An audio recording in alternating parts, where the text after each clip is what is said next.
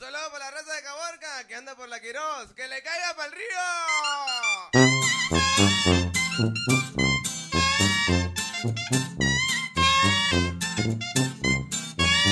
Vamos a bailar, vamos a gozar. Hi, my name is Benny. I'm Gonzalo, I'm Lewis. and this is our chemistry video. And today we're going to talk about the properties of gases and the kinetic molecular theory. Today some of the words you should know are volume, pressure, temperature, and STP.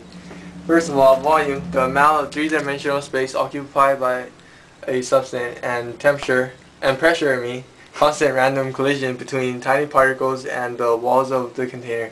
Temperature, measure of the random motion of the components of a substance, and STP. STP stands for standard temperature and pressure. It is at 1 atm at 273 Kelvin or at 0 degrees Celsius. And for Boyle's law, we move on. Boyle's law. Boyle's law is the pressure of a gas. The pressure of a gas is inversely related to the volume of the gas in constant temperature, and the equation is P1 times V1 equals P2 times V2. Here's an example. As you see, 1 atm times 22.4 milliliter equals 2 atm times V2 volume. In order to solve this, we'll have to divide 2 atm on both sides,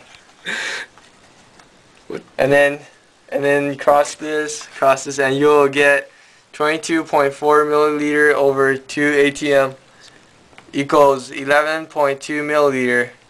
And since the pressure on one side is 1 atm and 22.4 milliliter, on the other side it is 2 atm, causing the volume to decrease by 0.5, making it 11.2 milliliter. And Right. That's how you get that. Good job, Benny. Good job. Let's give a round of applause. Alright, so Benny explained for us Boyle's law, but he didn't explain the other two laws, which are Charles' law and PT law.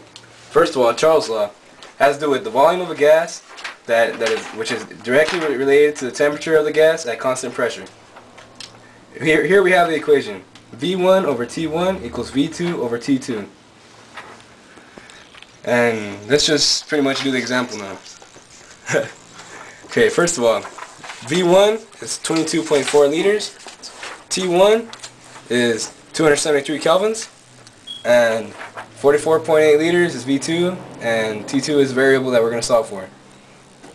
Alright, in order to get T2 by itself, so we could solve for T2, we got to multiply by T2 on both sides. Multiply by T2, multiply by T2, which crosses out on that side. Yeah, crosses out on that side. Then ends up with T2 on this side. Oh god, it's going to be complicated. And we got to multiply 273 kelvins to take it out of this side too.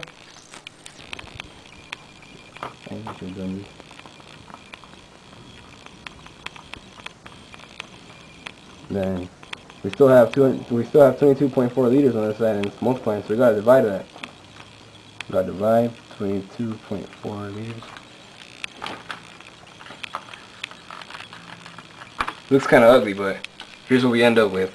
273 kelvins multiplied by 44.8 liters over 22.4 liters. In order to solve for T2, we gotta divide 22.4. No, we gotta divide 44.8 by 22.4. We get 2. So we multiply 273 kelvins by 2, and we get 546 kelvins. That was a pretty good job, Luke. Alright, we got a graph here to demonstrate the relationship between volume and temperature. As you can see, as volume increases, so does the temperature. And has to do the same with helium and hydrogen. Alright, let's move on. Next law, PT law.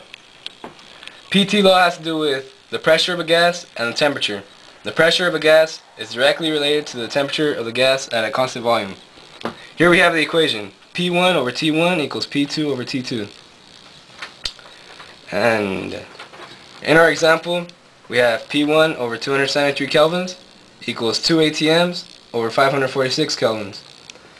In order to solve for P1, we gotta multiply each side by 273 kelvins, and we end up with 2 ATM multiplied 273 kelvins over 546 kelvins equals P1. In order to calculate P1, we gotta divide 273 kelvins by 546 kelvins. We end up with 1/2 since it's just double 273, and 1/2 times 2 equals 1, and that's P1, 1 ATM. Next, you want to go next? Go. I guess. Oh, Thanks, Benny. Almost forgot. Here we have our graph for PT law. As you can see, temperature increases. So does, as temperature increases, so does pressure. Yeah. All right. Next. Next is Gonzalo. You're gonna talk to us about. What are you gonna talk about? the kinetic molecular theory. Kinetic states that gases consist of tiny particles that are either atoms or molecules. That's the reason why gases have mass. Particles have a very large distance between them compared to their size. They have a large distance, so we can have compressed air and like stuff like that. You can compress them. Particles are in constant random motion and collide with the walls of the container. These collisions cause pressure. Particles are not assumed to attract or repel each other.